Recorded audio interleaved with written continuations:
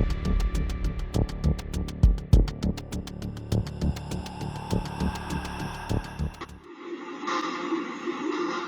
inside and lock your doors. Close your windows. There's something in the fog.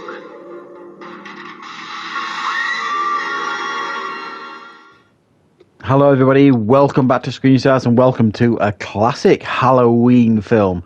Today's film, I take a look at 1980's The Fog. A film that is, of course, directed by the legendary John Carpenter. And it stars Adrienne Barbeau, Jamie Lee Curtis, Janet Leigh, John Houseman, Tom Atkins, Nancy Kyes, and Hal Holbrook. Now, the film focuses on a small coastal town that is celebrating its 100th birthday. However, 100 years previously, there was a bunch of sailors that were essentially murdered for their gold so that the locals could use that money to start the town build. However, exactly 100 years later, they have returned in a mist of fog to take their revenge on those that caused them harm 100 years previously. Right. What are my thoughts on John Carpenter's The Fog? Well, this is one of those films that I've got very, very vivid memories of watching as a child. It scared the pants off me, this one. I think it's the talent of someone like John Carpenter that they can make you scared of something like fog, for goodness sake. But he absolutely did. Right from the opening credits, if you like, when you've got John Houseman telling that campfire story about the sailors that died 100 years previously. I remember watching that scene as a youngster. I don't remember how old I was when I first saw this, but I would have been early teens, I think. And absolutely, and I've said this before, when I watch like a horror film that's really effective, I remember going so cold, and I was completely on board at that point with this film and with this story, just from that opening 2 or 3 minutes of that really, really effective campfire story.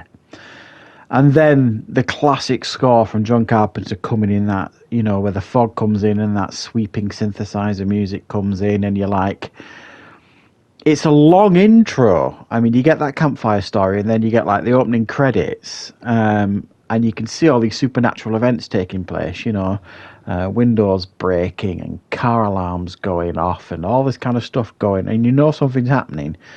And then the priest, played by Hal Holbrook, that crack in the wall, and he finds that book, and they all interlink, you know what I mean? And it's like a really long opening, but it really sets the film up brilliantly. And I think this film has a fantastic opening and a fantastic end to the film.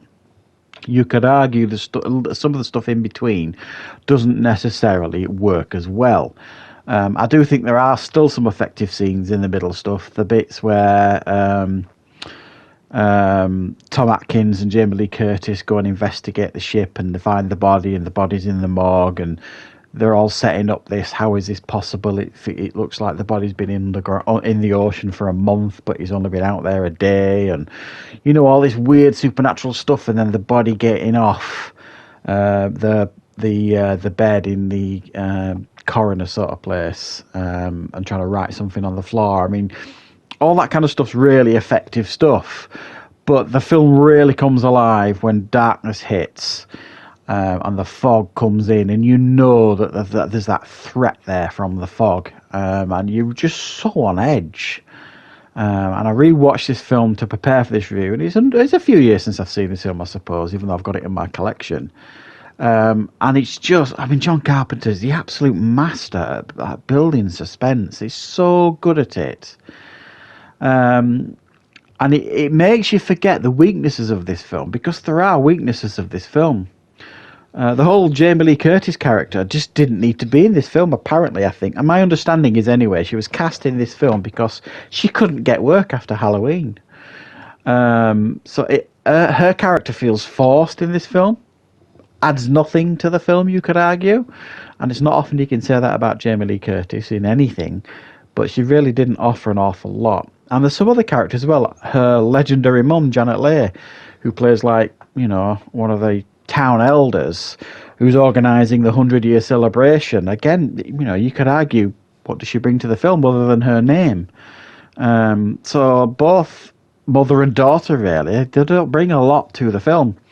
There's a couple of other characters as well that, they're not fleshed out enough for you to kind of care about them. The weatherman, for example, that's got this relationship with Adrienne Barbeau's character, who's like the local DJ, who's got the silkiest voice ever. I mean, perfect for DJ. And I think she was married to John Carpenter at the time. They were a couple and they were married, which I didn't realise. So yeah, she was brilliant. But there's other characters in this film that don't work just as well. But you kind of forget that when you see the darkness fall and you see the mist rise, the fog. You're kind of like, oh God, it's coming again. And it all like ends in this, wonderful end to the film that I think, where you've got them descending upon like the church and the father to take their revenge on what happened to them like 100 years previously. I think there's those two sequences really stand out for me. The sequence at the beginning, when you've got them guys on the boat getting drunk, and then the fog comes in, and then they see the ship, and then they turn up and take these guys out on the boat. I remember that scaring the absolute pants off me as a youngster. I'm not going to lie. And then like the scene at the end. Well, every time they turn up the fog and like tapping on doors or tapping on windows sort of thing, you kind of like, eesh. But when you analyse it, it doesn't make any sense at all, really.